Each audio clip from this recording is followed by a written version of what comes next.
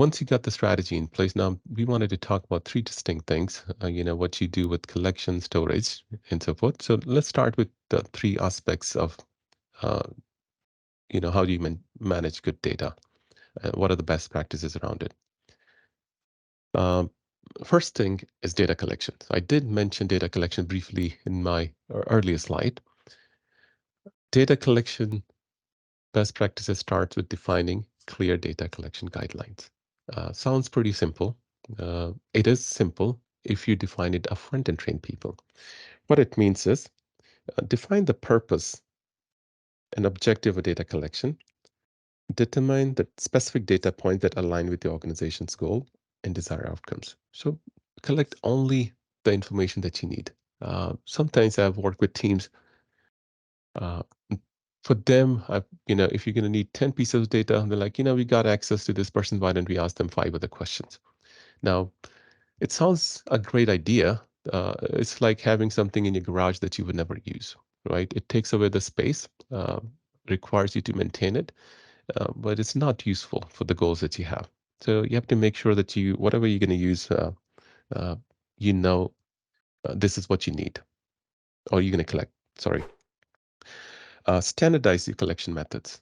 So instead of having different people collecting different ways, some are using Excel, some have their own proprietary way of doing it, standardize it.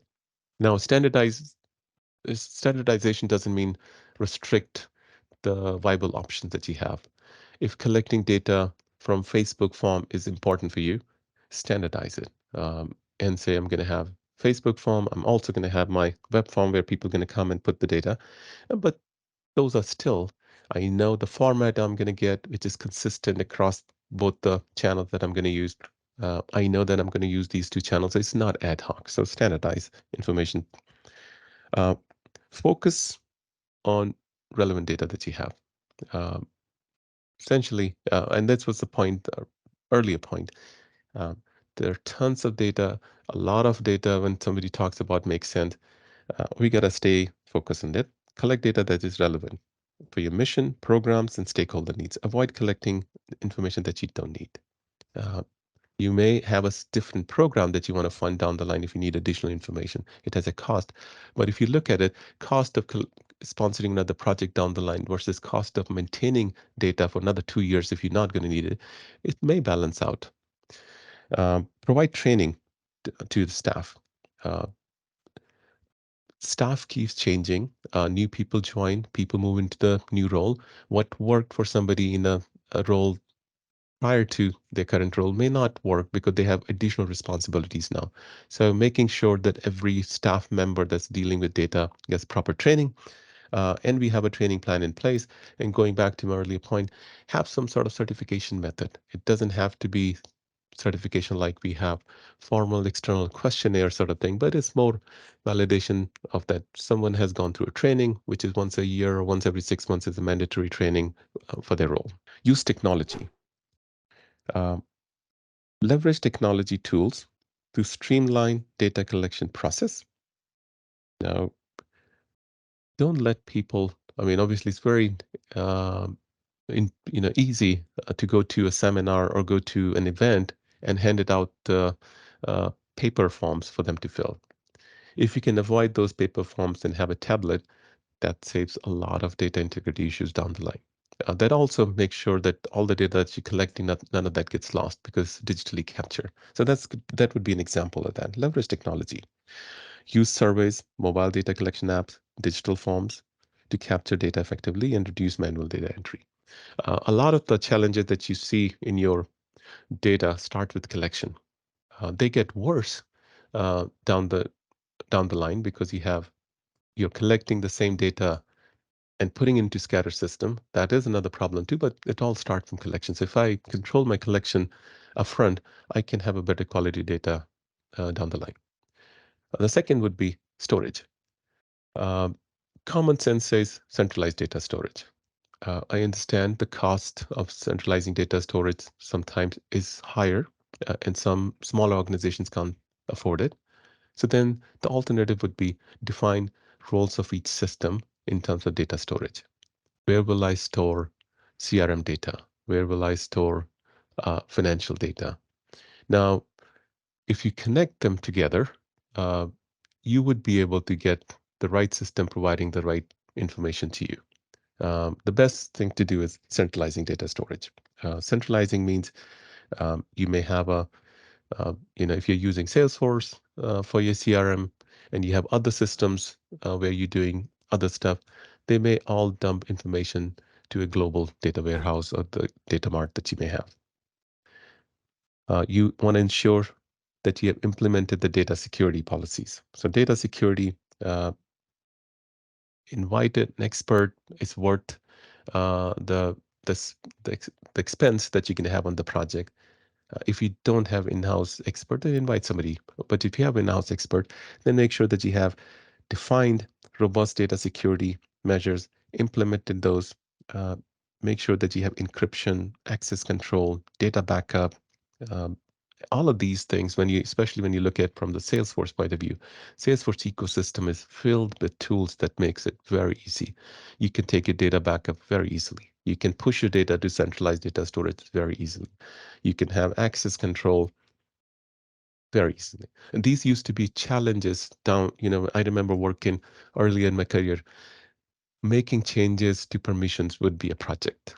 Making an integration between two system would be like 6 months project when I used to work with banks and credit card companies.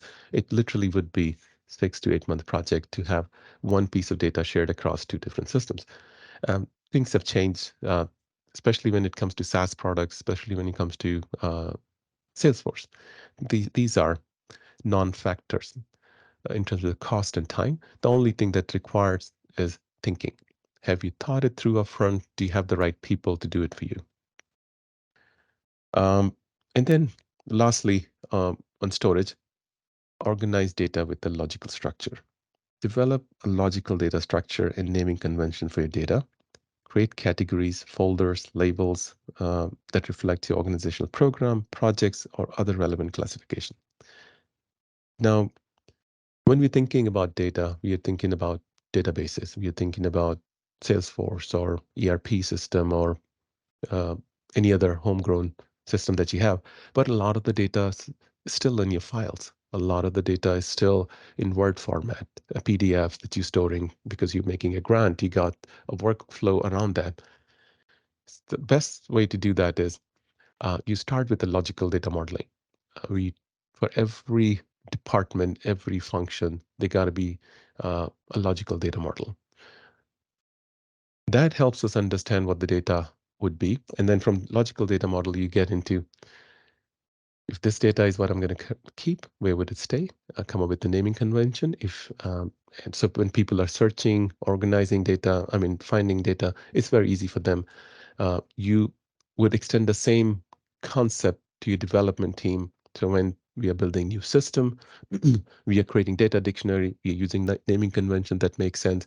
When I'm looking at a field, intuitively I should, or by just looking at it, I should know the purpose of the field, or the purpose of this data, and I should easily be able to search and see if this type of data exists somewhere else. So I can actually think about how I'm going to combine the data sources.